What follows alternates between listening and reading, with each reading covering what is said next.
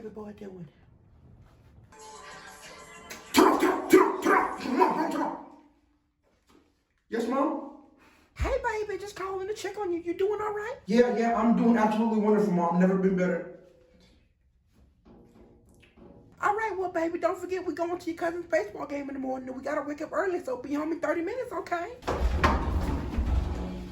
Baby, is everything all right? I hear some disturbing noise coming from your side of the call. Yeah, Mom, everything's good. That's just a TV show me and Eric are watching.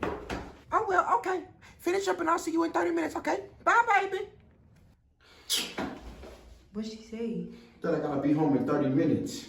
Damn, we're 4 hours away. You think I don't know that shit already? Damn, so what are you gonna do? Nothing I can do. I'm gonna get in trouble regardless.